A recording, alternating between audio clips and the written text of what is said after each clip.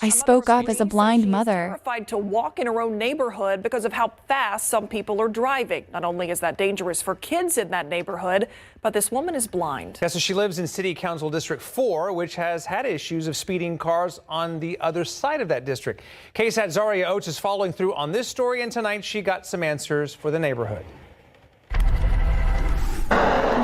Zoom right through here in the mornings. They don't see us because there's no lights right here. It's incredibly difficult for her to cross as a person who's blind. She says that even with this tactile paving, the fact that there's no lines, the fact that there's no flashing lights makes it so that she is terrified to cross here. We've had where the bus stops, a car just zooms right by the bus. How do you determine when you can cross the street? When I don't hear no cars. And so if you're crossing the street and a car's speeding, you don't hear them at first, and then you hear them speeding, what do you do? I just have to stop and hope that they don't get me. So I reached out to her council member, Edward Munguia. After your team reached out to us, I talked to my team and understood that Ms. Trevino had reached out to our office back in August. Issues with the crosswalk and her student's bus stop. The district has already changed the bus stop for her safety, but it's still difficult for her to cross the street when cars are flying by. So I asked her what would help. Accessible pole that I can push the,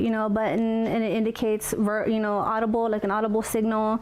That way I know that that's there. My team started to work and engage with Public Works right away to find some sort of solution. We are trying to get a hot crossing on that street. It looks just like this. You press this button and it turns on these flashing yellow lights, which should signal to these cars to start slowing down, come to a stop, and allow you to safely cross into this crosswalk and then all the way across the entire street. I just wish there was better safety down the street because there's none at all. Public Works does understand the urgency of the situation, and as soon as it was brought up to me today, we started looking at what's been going on. I think at this point it's a matter of weeks and maybe even a couple months. Zaria Oates, KSAT 12 News.